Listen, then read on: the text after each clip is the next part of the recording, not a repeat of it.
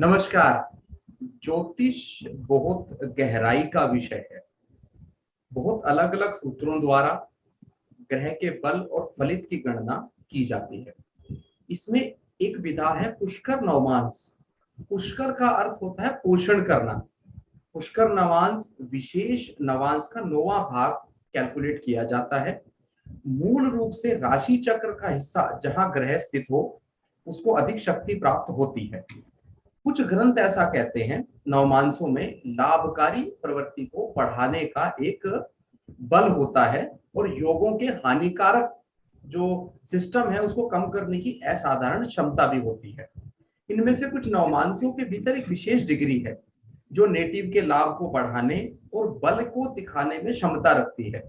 जैसा कि हम सब जानते हैं, नवमांश कुंडली में ग्रहों की ताकत को तय करना D9 चार्ट के द्वारा किसी जीवन के पहलू D1 चार्ट के अंदर दिखाए गए किसी भी योग और किसी भी प्रॉमिस को 9 गुना तक बढ़ा देने की शक्ति और मदद करने में सहायक होता है। नवमांस और पुष्कर नवमांस के अंदर जो गणना होती है उसको बारीकी से समझने के लिए आज हमारे साथ हैं रवि पवार सर। मैं सर से निवेदन करूंगा इस गूढ़ विषय को किस तरह हम फलित ज्योतिष में ऐड कर सकते हैं। फलित ज्योतिष में इस कैलकुलेशन को ऐड करके हम अपनी प्रेडिक्शंस को कैसे धार दे सकते हैं, उन सब विषयों के ऊपर आज हमारे साथ आप चर्चा करें। सर, आपको हमारी टीम की तरफ से बहुत बहुत नमस्कार और स्वागत है। रवि पवार सर। सभी को मेरा नमस्कार। इस वीडियो को देखने वाले बहुत से ज्योतिषी भी हैं। कुछ ऐसे भी लोग वीडियो देखते हैं जिनका ज्योतिष में बहुत रुचि है, इसलिए मैं इसको बहुत ही सरल माध्यम से आपको बताना चाहूँगा। सबसे पहले हम सभी ज़ोडिएक के बारे में जानते हैं कि ज़ोडिएक में 12 राशियां, 27 नक्षत्र और 9 ग्रह होते हैं। ज़ोडिएक में खास बात यह है कि जो राशियों की स्थिति है या राशियों की जो पोजीशन है वो फिक्स्ड है। 30-30 डिग्री की एक राशि है और 12 राशियां 360 डिग्री के ज़ोडिएक में फिक्स्ड है। 0 डिग्री से 30 मिनट 30 डिग्री तक मेष राशि, उसके बाद वृषभ राशि। इस तरह की 12 राशियां ज़ोडिएक में अपना स्थान फिक्स रखती है। अब नक्षत्र पर आते हैं। नक्षत्र 13 डिग्री 20 मिनट का है और टोटल नक्षत्र 27 है, जो मेष राशि से मीन राशि तक स्थित है। मेष राशि में अश्विनी और भरणी नक्षत्र ही हो सकता है, पूर्वाषाढ़ा या विशाखा नक्षत्र नहीं हो सकता। मतलब नक्षत्र भी एक ज़ोडिएक की फिक्स्ड एंटिटी है। अब तीसरी चीज, जो ग्रह है ज़ोडिएक में, प्लैनेट है, वो गतिशील है, वो भ्रमण करता है। और जैसा कि हम सभी जानते हैं कि ग्रह जो हैं, सारे ग्रह सूर्य के चारों तरफ भ्रमण करते हैं। आज ग्रह मेष राशि में है तो कुछ समय बाद वो वृषभ राशि में होगा, उसके कुछ समय बाद वो मिथुन राशि में होगा। इसी बेसिस पर महर्षि पाराशर ने ज्योतिष के फलित के नियम लिस्ट किए हैं जिनमें हम ग्रहों का प्रभाव देखते हैं। इन सब को हम ज्योतिष में इस्तेमाल करेंगे और पुष्कर नवांश का या पुष्करांश की गणना करने में भी उसका इस्तेमाल करेंगे। उसके साथ साथ महर्षि पाराशर ने कहा है कि हर राशि में जब कोई ग्रह एक पर्टिकुलर अंश पर पहुंचता है या किसी एक पर्टिकुलर डिग्री पर पहुंचता है तो वो अत्यधिक शुभ हो जाता है। जब वो ग्रह उस पर्टिकुलर अंश पे पहुंचता है तो उसे हम पुष्करांश के नाम से जानते हैं। इसी को हम पुष्कर भाग भी कहते हैं। इन दोनों में कोई फर्क नहीं, अलग अलग किताब ने अलग अलग तरीके से व्याख्या की है।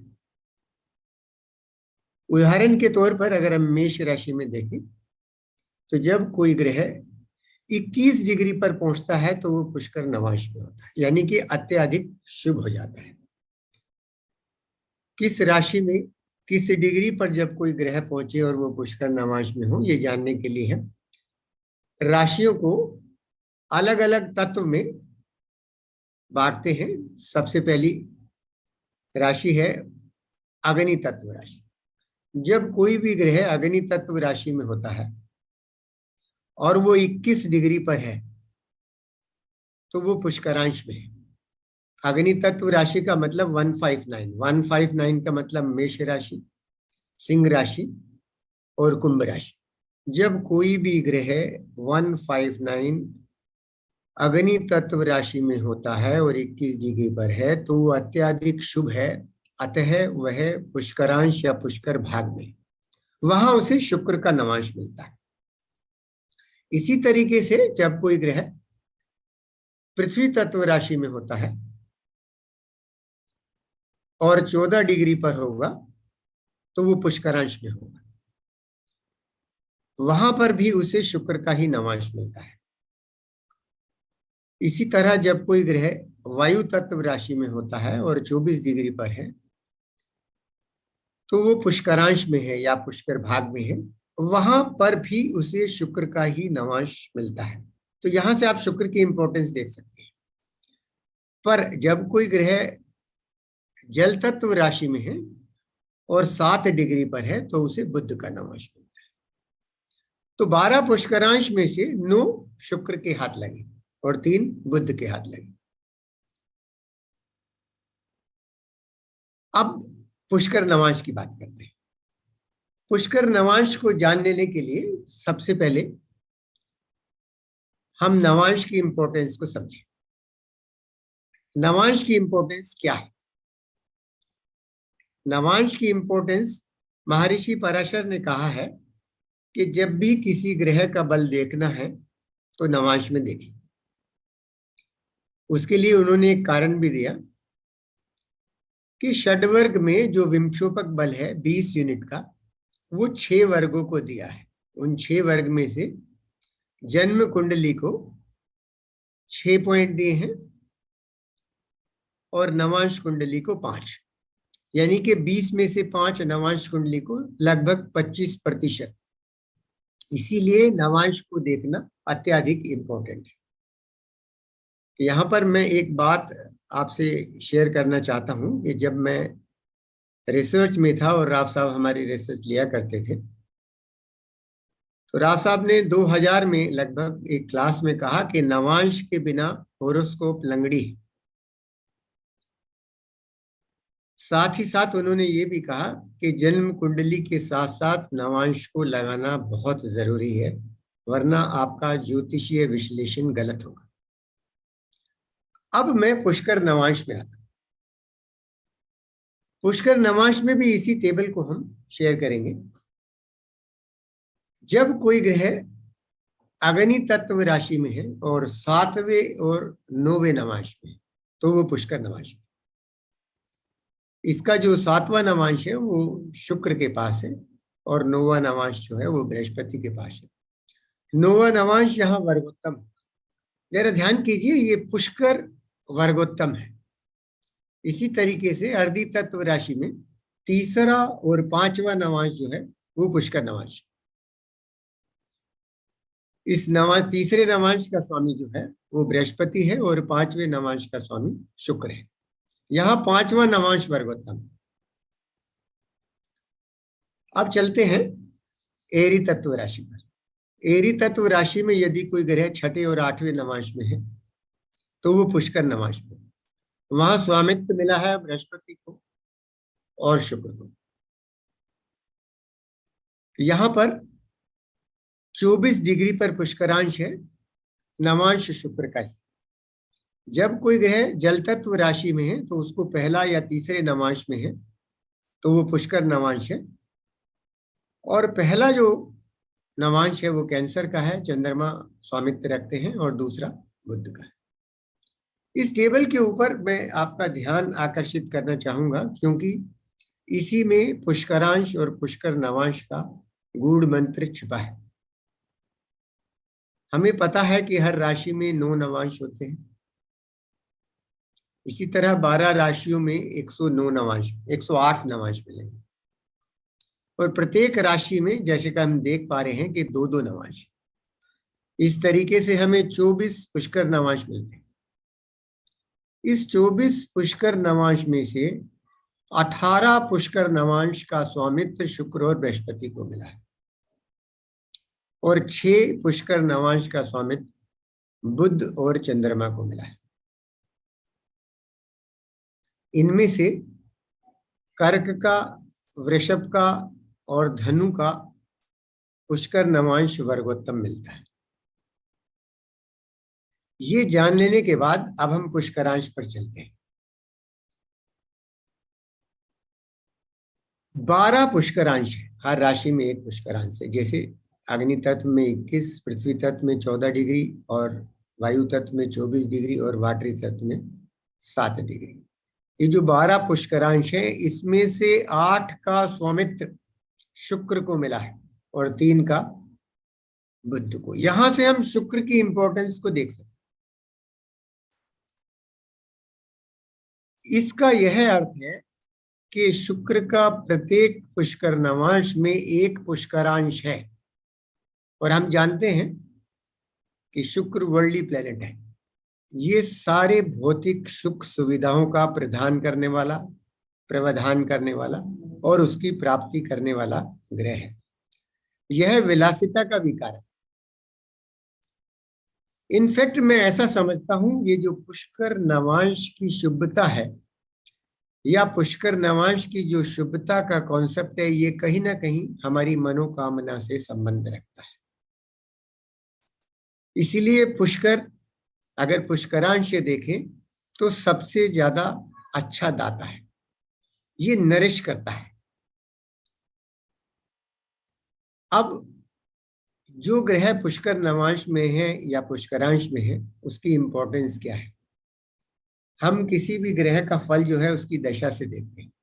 तो जो ग्रह पुष्कर नवांश में है या पुष्करांश में है, तो उसकी दशा में हम अच्छे फल की कामना कर सकते हैं, प्रोवाइडेड हम महर्षि पराशर के बताए हुए पुराने नियमों को मद्देनजर रखते हुए एनालिसिस करें।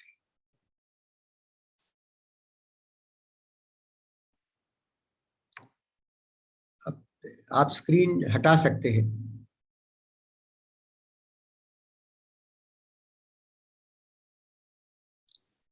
तो हमने ये देखा कि जो ग्रह पुष्कर नवांश में है वो अच्छे फल देता है।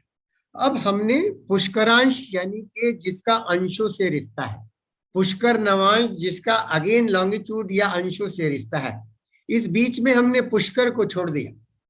शुरू में हालांकि राजदीप जी ने पुष्कर के बारे में थोड़ा बताने की कोशिश की थी। तो पुष्कर का जो मूल अर्थ है वो हमारा ध्यान को आकर्षित करता है। पुष्कर का मतलब है जो प्रदान करता है, जो पोषण करता है, जो पूरा करने वाला है। यह पानी का, इसका रिश्ता पानी से है। ये पानी का बड़ा कुंड है, नदी है, जलाशय है, कमल है, नित्य कला है। यह विष्णु का एक रूप है। पुराण के अनुसार ब्रह्मांड में 7 लोकों में से एक लोक है। हमारे सौर जगत में पुष्कर वह तारा है जो हमें ऊर्जा देता है। ऐसा भी कहा गया है कि पुष्कर जल में उत्पन्न होने वाला वह पौधा है जो अपने सुंदर फूलों से जाना जाता है।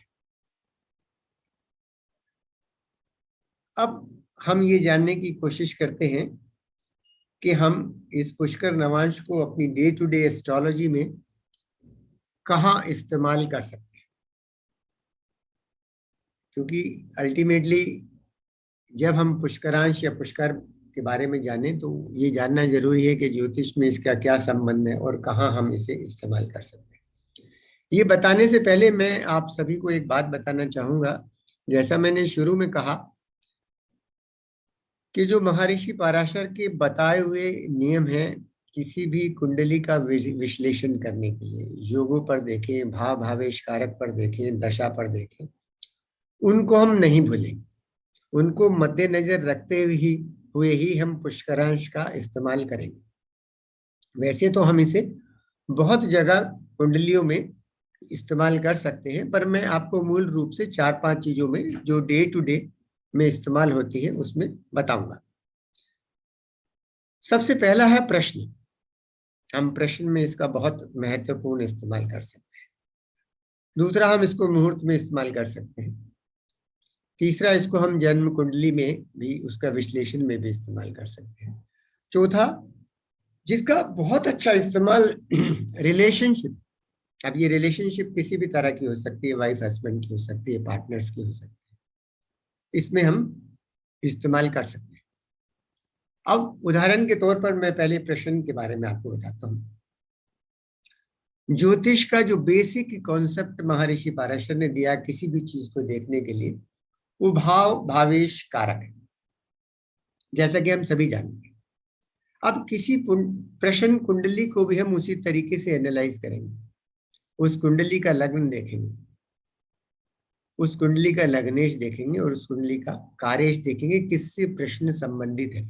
सपोज शादी के संबंध में कोई प्रश्न किया गया, तो अगर लग्न आपका पुष्कर नवांश में या पुष्करांश डिग्री पर उदय हुआ है, सप्तमेश आपका पुष्कर नवांश में या पुष्करांश डिग्री पर है, शुक्र जो कारक है शादी का अगर पुष्करांश में है, तो निश्चित ही यह कार्य सिद्धि की तरफ लेकर जाएगा। इसका मतलब जो आपके मन में प्रश्न है उसका सीधा सीधा वो प्रश्न सिद्ध होने वाला है, ये हम कह सकते हैं। दूसरा, इसका बहुत अच्छा इस्तेमाल है, मैं आपको प्रैक्टिकली यूज करके बताऊंगा। मुहूर्त में, मुहूर्त में इसको कैसे इस्तेमाल करते हैं ये बताने से पहले मैं सबसे पहले जोशी जी को प्रणाम करना चाहता हूं। मुझे नहीं लगता कि उनसे ज्यादा बेहतर कोई मुहूर्त मेरी जान पहचान में कोई जानता है। देखिए, मुहूर्त को जानने के लिए सबसे पहले ये जाने कि दिन में 12 लग्न उदय होते हैं, 12 राशियां उदय होती हैं, और हर राशि में 2 नवांश है। इसका मतलब 24 पुष्कर नवांश एक दिन में उदय होंगे। इसका मतलब हर घंटे में एक पुष्कर नवांश मिल रहा है और हर 2 घंटे में एक पुष्करांश मिल रहा है। इसी कॉन्सेप्ट को देखते हुए एक बार मैं कोई मुहूर्त निकाल रहा था, तो दिन तो बहुत अच्छा चूज कर लिया, लग्न की शुद्धि करने में मुझे कुछ तकलीफ हो रही थी। बहुत महत्वाकांक्षी सज्जन का कोई बिटिया का विवाह था, तो मैंने जोशी जी को रिंग किया। उन्होंने कहा शाम के वक्त वृषभ में वर्गोत्तम पुष्कर नवांश होगा, वो दे दीजिए। मैंने डिट्टो दिया और शादी बहुत अच्छे से चल रही, 10 साल पुरानी बात है। इसी कॉन्सेप्ट को हम लग्न शुद्धि में यूज करेंगे मुहूर्त में। हमेशा मुहूर्त में लोगों को ये तकलीफ होती है ज्योतिषियों को कि लग्न की शुद्धि नहीं मिलती, क्योंकि प्लेनेट को हम किसी भाव से हटा नहीं सकते उस दिन गोचर में। तो हमारे पास बेस्ट अल्टरनेटिव मिलता है कि हम लग्न की शुद्धि पुष्कर नवांश से या पुष्करांश से करें।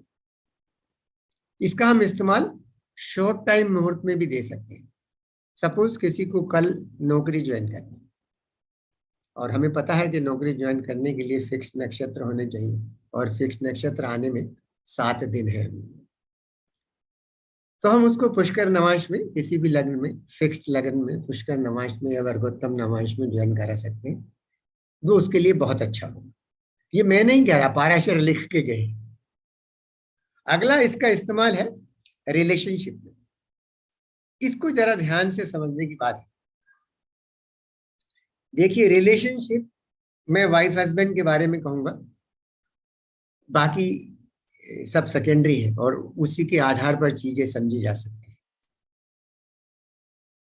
रिलेशनशिप जो है वो मेजरली डिपेंड करती है चंद्रमा पर और शुक्र पर, क्योंकि चंद्रमा मन है और शुक्र कारक है विवाह का। अब अगर हम काल पुरुष कुंडली से देखें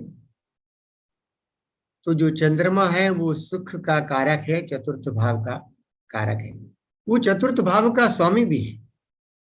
इसी तरीके से अगर हम देखें, शुक्र सप्तम भाव का स्वामी भी है और सप्तम भाव का कारक भी है। अब अगर किसी की कुंडली में या किसी 2 का हम मिलान कर रहे हैं और दोनों की कुंडली में ये 2 ग्रह पुष्कर नवांश में बैठे हैं, तो उनकी रिलेशनशिप या कंपेटेबिलिटी अच्छी क्यों नहीं होगी? बिल्कुल होगी।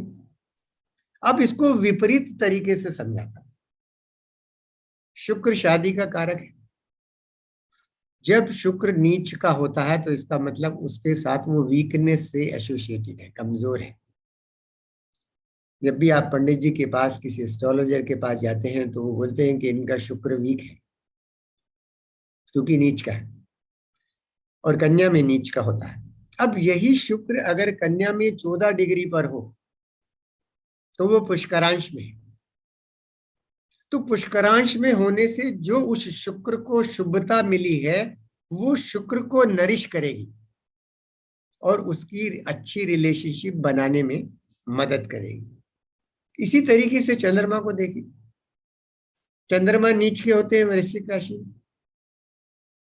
अगर चंद्रमा नीच के तो निश्चित ही मन कमजोर है, कंपेटेबिलिटी कमजोर होगी, आदमी की लाइफ में डिटैचमेंट हो सकता है, सुख कम महसूस करेगा क्योंकि चंद्रमा वीक है। अगर यही चंद्रमा 7 डिग्री पर वृश्चिक में है तो ये पुष्करांश में है। पुष्करांश में होने की वजह से जो शुभता चंद्रमा के अंदर आएगी वो कंपेटेबिलिटी में उसकी मदद करेगी, सारी इमोशनल कंपेटेबिलिटी में उसकी मदद करेगी, डिटैचमेंट में नहीं। इसी तरीके से हम कुंडली मिलान में दो व्यक्तियों की कुंडली जिनकी मिलाई जा रही है, एक का लग्नेश अगर दूसरे की कुंडली में पुष्कर नवांश में हो और दूसरे का लग्नेश पहले की कुंडली में पुष्कर नवांश में हो तो अत्यधिक शुभ है। यही कॉन्सेप्ट हम चंद्रमा पर भी लगा सकते हैं। ऐसा माना जाता है कि स्त्री जातक की कुंडली में बृहस्पति एक बहुत ही इंपॉर्टेंट ग्रह है जो उसे पति का सुख और बच्चे का सुख देते। मेरे ऐसा कहने से ऐसा न समझिए कि मैंने ऐसा कहा है कि बृहस्पति पति का कारक होता है, ऐसा मैं बिल्कुल कहने की कोशिश नहीं कर रहा। बृहस्पति उसे सुख देता है क्योंकि बृहस्पति विजडम का कारक है, उसकी ब्लेसिंग से पुत्र और पति का प्यार मिलता है।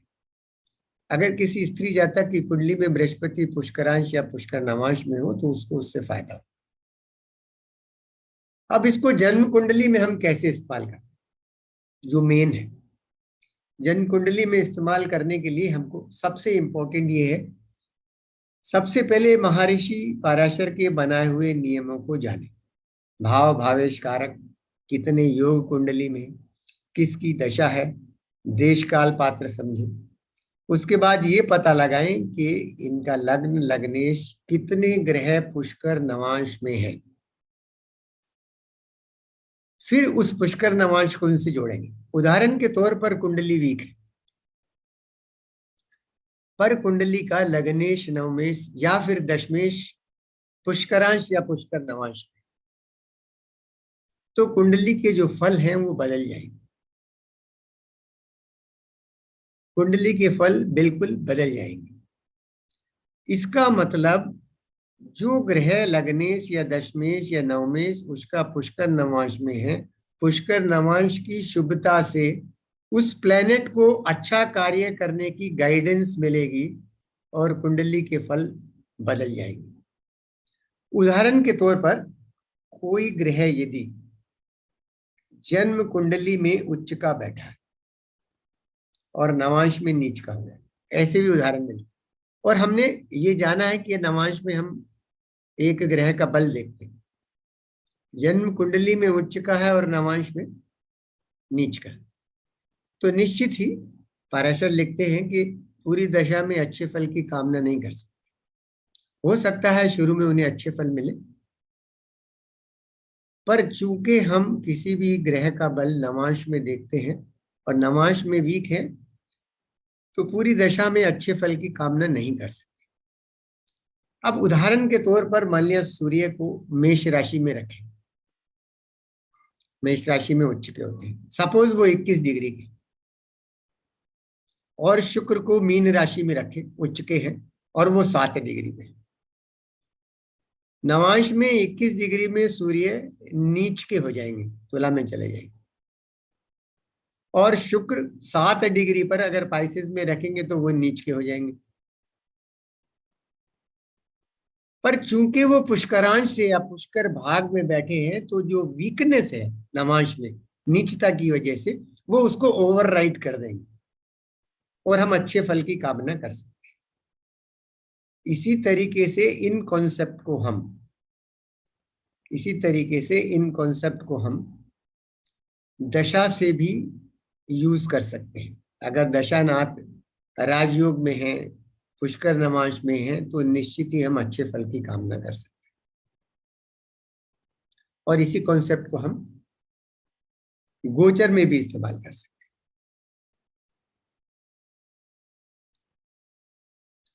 अगर आप चाहें तो मैं आपसे कुछ क्वेरीज थी सर, अगर इफ यू अलाउ मी तो मैं आपसे थोड़ा सा बात कर जी सकता हूँ।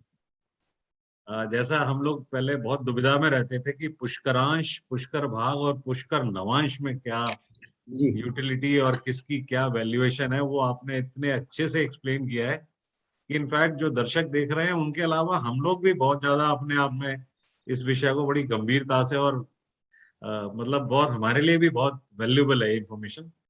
एंड जैसे कि प्लैनेट्स को कैसे पुष्कर नवांश में अगर वो प्लेस्ड है तो उनकी क्या इंपॉर्टेंस और कैसे वो यूज होंगे, आपने बहुत ही अच्छा बताया। और जो कि एक हमेशा दुविधा रहती है एक ज्योतिषी के लिए प्रिडिक्शन करते वक्त कि कुंडली में तो सब कुछ ठीक दिख रहा है लेकिन प्रिडिक्शन ठीक नहीं आ रही है।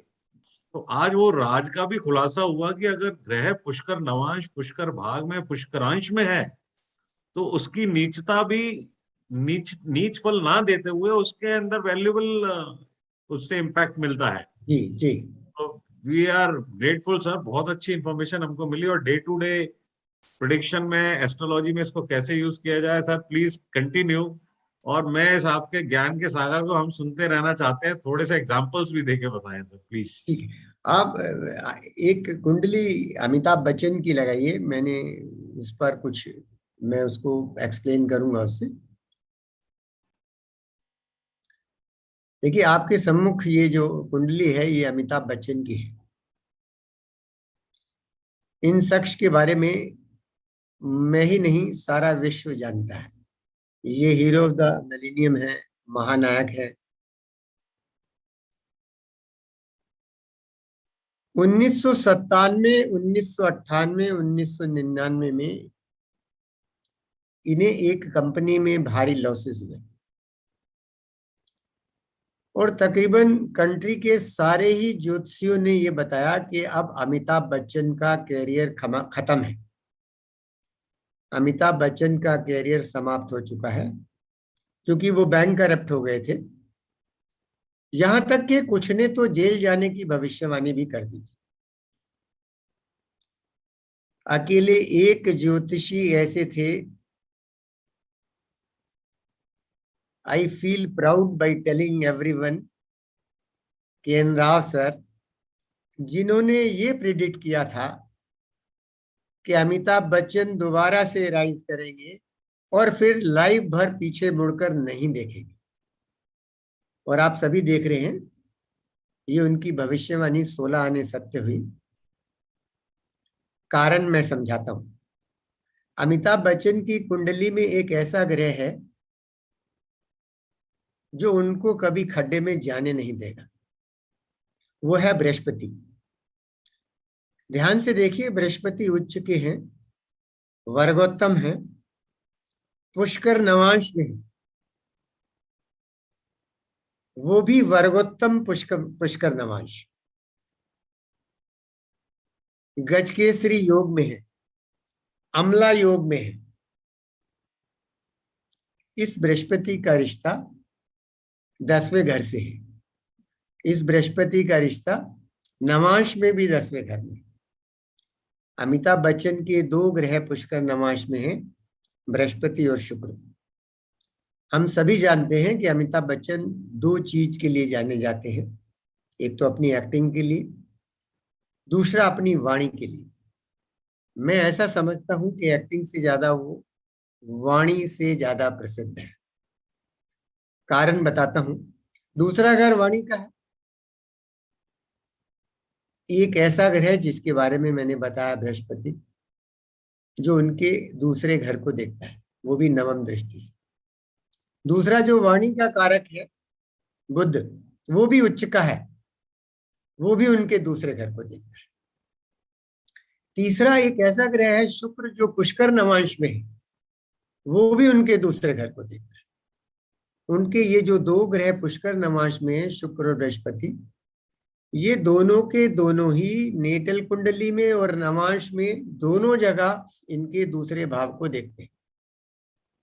और बृहस्पति जैसा ग्रह दोनों ही जगह दूसरे घर को और 10वें घर को देखता है, इसलिए उनके कार्य पर भी विजडम है।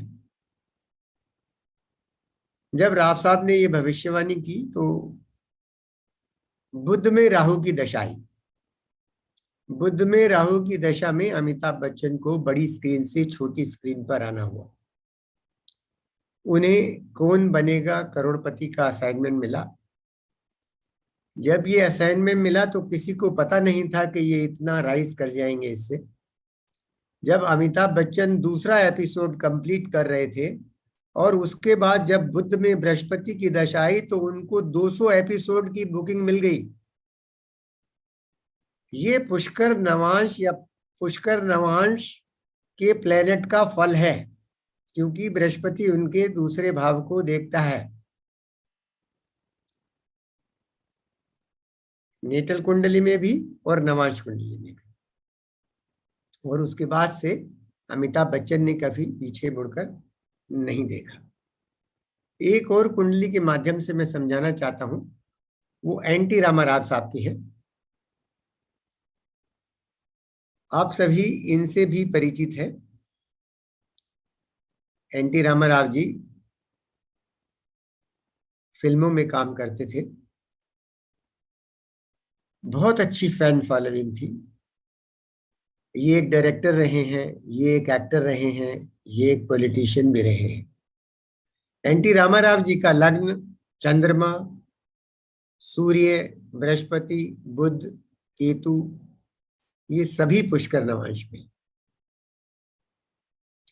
अगर हम इनकी कुंडली को ध्यान से देखें, पहले मैं इनकी पॉलिटिकल कॉम्बिनेशंस के बारे में बताता हूँ। राव साहब कहते हैं यदि किसी कुंडली में तीसरा, पांचवा, छठा, सातवां, 10वां भाव लग्न से संबंध रखता हो तो वो आदमी अच्छा पॉलिटिशियन होता है और मासेस में जाना जाता है, उसकी अच्छी फैन फॉलोइंग होती है। इनकी कुंडली में तृतीयेश और षष्ठेश बृहस्पति हैं जो इनके लग्न में बैठे हैं और दशमेश के साथ युति करके बैठे। इनका दशमेश चंद्रमा और बृहस्पति दोनों ही पुष्कर नवांश में है और जहां बैठे हैं वो लग्न भी पुष्कर नवांश में। लग्न को लग्नेश देखता है शुक्र। अब पंचमेश और सप्तमेश का रिश्ता देखें तो पंचमेश सप्तमेश को देखता है। ये आंध्र प्रदेश के चीफ मिनिस्टर बने। केतु मरकरी की दशा में, ये दोनों ही पुष्कर नवांश में हैं। इनको पद्मश्री अवार्ड से सम्मानित किया गया 1968 में, जब इनकी दशा बुध में चंद्रमा की थी। ये दोनों प्लेनेट भी पुष्कर नवांश में थे। आप देख रहे हैं जब जब पुष्कर नवांश के प्लेनेट की दशा आती है तो आदमी को कितना सम्मान मिलता है। यहां से एक चीज कंक्लूड करते हैं कि जिसका लग्न पुष्कर नवांश में है या ज्यादा पुष्कर नवांश के ग्रहों से कनेक्शन रखते हैं तो वो आदमी फेमस है। अगली कुंडली माननीय प्रधानमंत्री जी लेट विश्वनाथ प्रताप सिंह जी की है।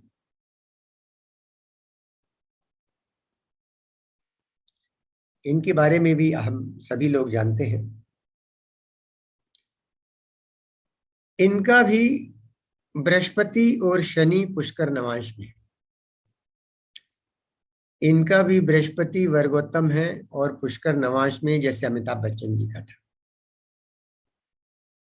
दूसरा प्लेनेट है इनका शनि। ये कुंडली पहली दो कुंडलियों से थोड़ा सा अलग है। जब बृहस्पति की दशा मिली जो पुष्कर नवांश में था, इन्होंने अपनी अच्छी एजुकेशन की और ये इलाहाबाद यूनिवर्सिटी के स्टूडेंट्स यूनियन के वाइस प्रेसिडेंट बने। शनि की दशा शुरू होने के बाद इनका पॉलिटिकल कैरियर शुरू हुआ। पॉलिटिकल कैरियर में राइज करते हुए बुद्ध में शुक्र की दशा में ये प्रधानमंत्री बन गए। अब जरा ध्यान से देखिए, शनि पुष्कर नवांश में है, जन्म कुंडली को महादशा नाथ को बुद्ध को देखता है।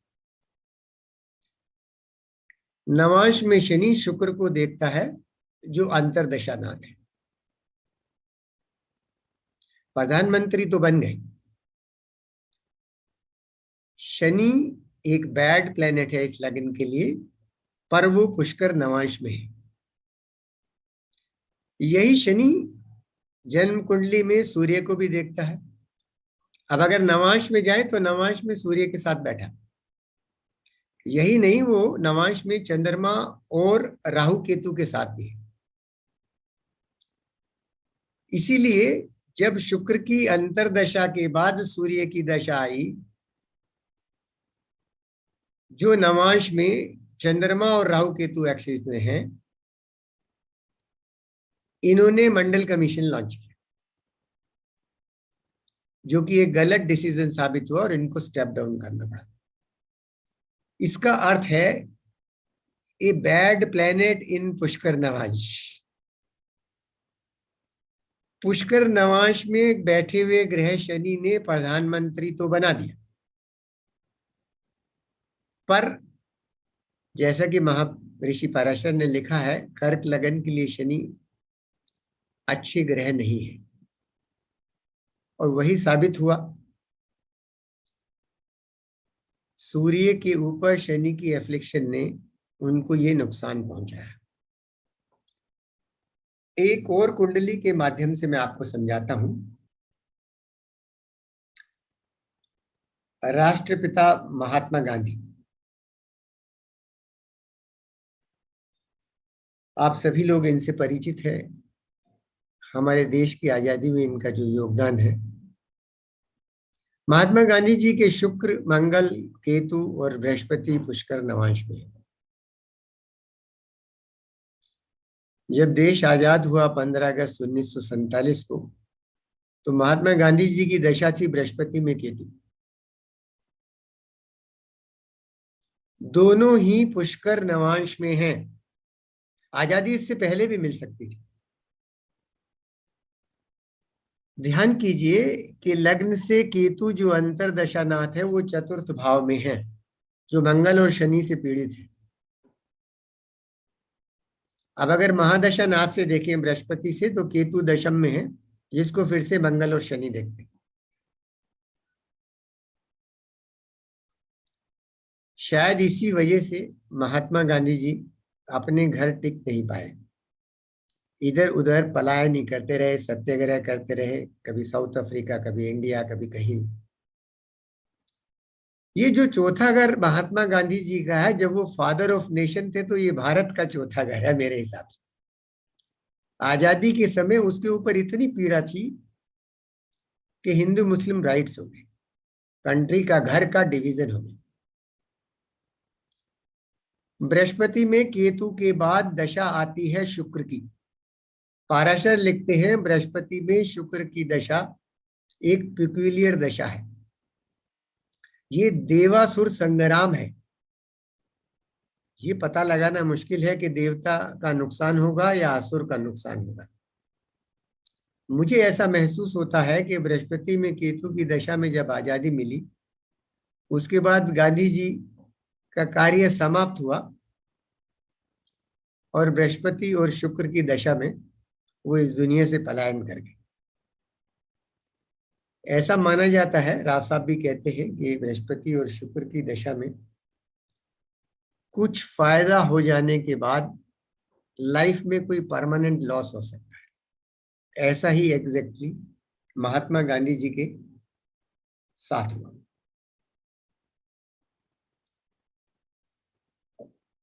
और ज्यादा क्लियरिटी के लिए मैं रविंद्रनाथ टैगोर जी की कुंडली आपके श्री पुष्कर नवांश को समझाता हूँ।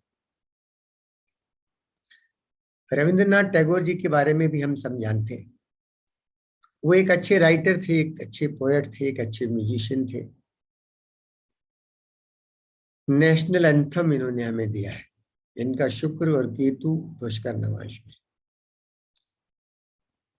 जिस जिस एक्टिविटी में रविंद्रनाथ टैगोर जी पारंगत थे वो सभी शुक्र और मरकरी से आती, दूसरे और तीसरे घर के मिलन से आती। इनकी कुंडली में देखिए, जो तीसरे घर का स्वामी है शुक्र, वो पुष्कर नवांश में, और बुध से युति की है दूसरे घर में, जो राइटिंग्स का है। सूर्य के साथ युति की है, जो प्लैनेट ऑफ फेम है। यही नहीं, जो शुक्र है, हम अब उसे नवांश में भी देखें तो भी वो दूसरे घर को देखता है, तीसरे घर का स्वामी। कॉम्बिनेशन रिपीट होता है। इन्हें नोबेल प्राइज मिला मून और वीनस की दशा में, शुक्र इनका पुष्कर नवांश में। अंत में मैं ये बताना चाहता हूं कि हम इसको एस्ट्रोलॉजी में अपने एक्सपीरियंस से कैसे कैसे इस्तेमाल कर सकते हैं। अगर किसी का भी लग्न भाव का मध्य पुष्करांश या पुष्कर नवांश में पड़ता है तो वो आदमी फेमस हो सकता है। अगर चतुर्थ का भाव मध्य या चतुर्थेश पुष्कर नवांश में पड़ता है तो ये सिंहासन पाने के लिए, किसी भी चीज की परमानेंसी में, आपके घर के सुख के लिए, पावर के लिए, सीट के लिए अच्छा है। अगर हम शुभ ग्रहों का गोचर देखें और वो पुष्कर नवांश में जब गोचर करते हैं किसी अच्छे घर में, तो उस घर से संबंधित अच्छे फल की कामना की जा सकती है। इसी तरीके से अगर त्रिकोण के स्वामी या दशम भाव का स्वामी पुष्कर नवांश में है तो उसकी दशा में आपकी तरक्की हो सकती है। अगर कोई पुष्कर नवांश का ग्रह किसी योग में सम्मिलित हुआ है तो उसकी दशा में निश्चित ही अच्छे फल मिलेंगे। यदि कोई ग्रह वीक है पर नवांश में स्ट्रांग हो गया है और पुष्कर नवांश में है तो उसकी दशा में भी अच्छे फल की कामना की जा सकती है। अब कुछ त्रिक भाव से संबंधित बात करते हैं। छठा और आठवां भाव, अगर उनका स्वामी पुष्कर नवांश में है तो आदमी छठे और आठवें के संबंधित कुछ रिस्की एक्शन ले सकता है। अब इसी चीज को गोचर में भी देख सकते हैं। यदि छठे और आठवें भाव का स्वामी पुष्कर नवांश में गोचर करता है तो हमें उस व्यक्ति को एडवाइस करना चाहिए कि छठे और आठवें घर की सिग्निफिकेशंस या उसके कार्य तत्व के संबंध में कार्य करें। अब सबसे महत्वपूर्ण बात बताता हूं। शनि का गोचर चंद्रमा के ऊपर 7.5 के रूप में खराब माना जाता है। इसी तरीके से जब शनि का गोचर चंद्रमा से चतुर्थ में हो तो खराब माना जाता है। इसी तरीके से शनि का गोचर जब चंद्रमा से अष्टम हो तो अष्टम शनि खराब माना जाता है।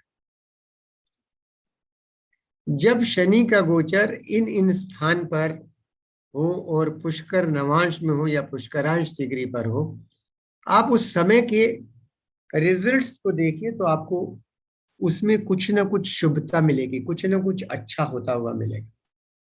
इसका मतलब we should watch the period of Saturn when it is transiting in the Pushkar Navash in respect of any house or any planet. यदि आपका सप्तमेश पुष्कर नवांश में है, सप्तम भाव से पद प्राप्ति आती है, आपके स्पाउस आते हैं और नवांश में भी किसी अच्छे भाव से संबंध रखता है तो आपकी अच्छी पब्लिक इमेज होगी और उसकी दशा में आपकी तरक्की हो सकती है, आपका पार्टनर अच्छा होगा।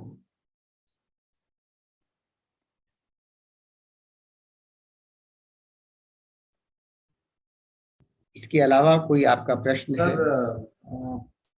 केवल समय की मर्यादा है कि मतलब हम अपने शो को थोड़ा छोटा करते हैं, नहीं तो निशब्द होकर हम मतलब हमारे पास नहीं है शब्द हम इस विषय को कितना गहराई से समझ सके हैं।